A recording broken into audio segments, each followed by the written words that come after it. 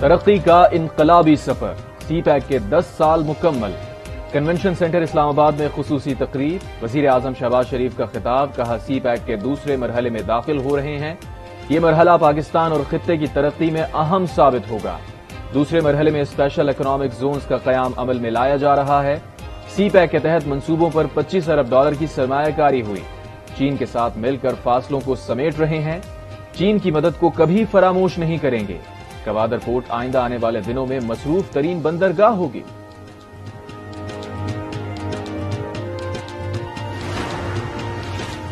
سی pack Pakistan اور چین کے درمیان اہم منصوبہ ہے۔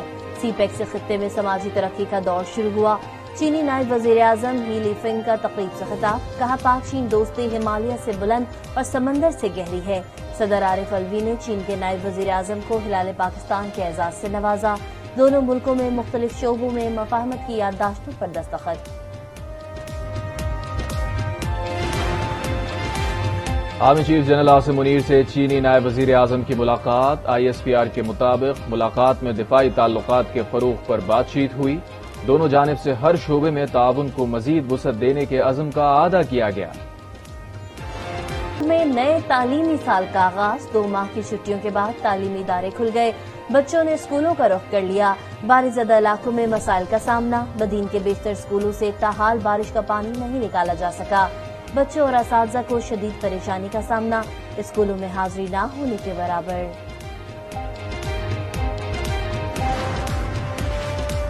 حکومتی اتحاد میں شامل جماعتوں سے نگراں وزیر اعظم کے لیے نام 2 روز میں طلب کر لیا گیا۔ نگراں سیٹ اپ کی تشکیل کے لیے اتحادی جماعتوں کا پارلیمنٹ ہاؤس میں اجلاس، پیپلز پارٹی نون لیگ جمہوری وطن پارٹی کے ارکان کی شرکت۔ نگراں سیٹ اپ کی تشکیل کے متعلق تفصیلی تبادلہ خیال، رواں ہفتے دوبارہ مشاورتی اجلاس بلایا جائے گا۔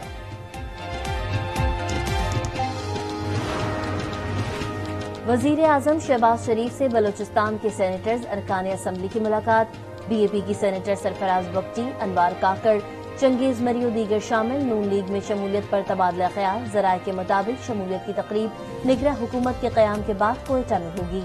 وزیر اعظم نے کہا ہے وہ بلوچستان کے سیاسی رہنماؤں کو خوش آمدید کہتے ہیں۔ بلوچستان کے پنجاب بجٹ سے 11 ارب روپے دے رہے ہیں، خواہش ہے حکومتی مراعات نمائندوں کے ذریعے عوام تک پہنچے۔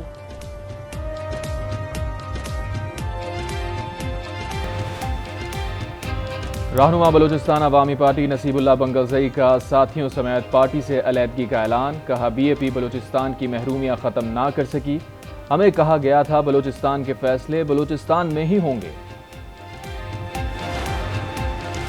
استحکام پاکستان پارٹی کے صدر کو نیب نے کلین چٹ دے دی، عبدالعلیم خان کے خلاف کرپشن تحقیقات ختم، ذرائع کے مطابق سابق صوبائی وزیر کے خلاف پارک ویو لاز کیس بند کر دیا گیا۔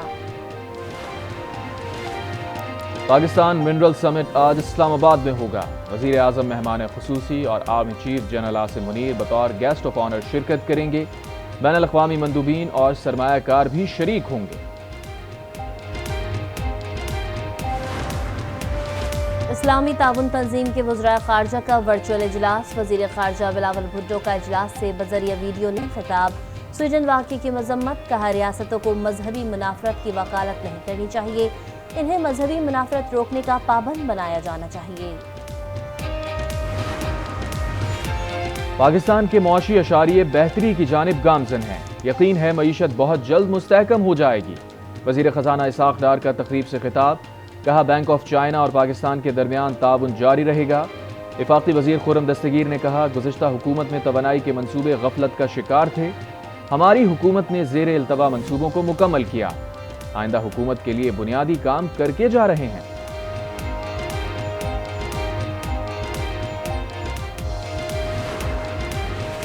شرح سود 22% پر برقرار رہے گی، گورنر اسٹیٹ بینک نے مانیٹری پالیسی کا اعلان کر دیا، کہا مہنگائی کی شرح 29.2% رہی، آئندہ مالی سال مہنگائی کی شرح 20 سے 22% رہنے کا امکان، معاشی شرح نمو 2 سے 3% تک رہنے کی توقع ہے۔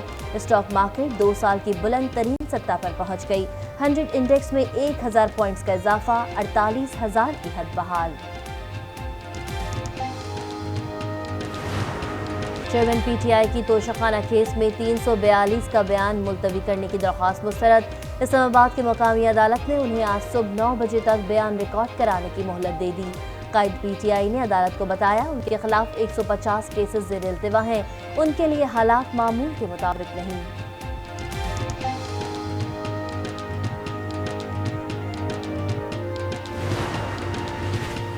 توشہ خانہ کیس حتمی مراحل میں داخل ہو گیا، ہیلے بہانے اب نہیں چلیں گے۔ عطا تارڑ کہتے ہیں توشہ خانہ کے تحائف کیوں ظاہر نہیں کیے گئے، تحائف بیچ کر رقوم کس اکاؤنٹ میں جمع کرائی گئی، تمام حقائق بتانا ہوں گے۔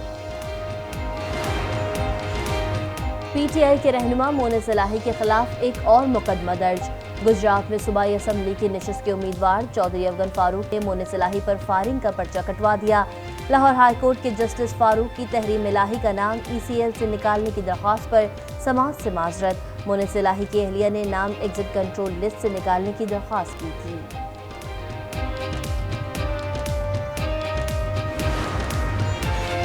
الیکشن کمیشن کا نگراں وزراء، مشیران اور معاونین خصوصی کا صوبے کے سیاسی امور میں مداخلت کا نوٹس۔ نگراں وزیر اعلیٰ کے پی کو خط لکھ دیا، سیاست میں ملوث نگراں وزراء کو عہدوں سے ہٹانے کی درخواست کر دی۔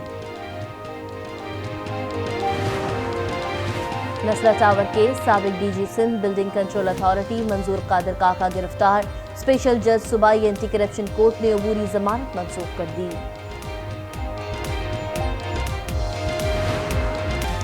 ملک کو پولیو سے پاک کرنے کا مشن، سندھ، پنجاب، بلوچستان اور خیبر پختونخوا کے مختلف اضلاع میں انسداد پولیو مہم، پہلا مرحلہ 5 اگست تک جاری رہے گا۔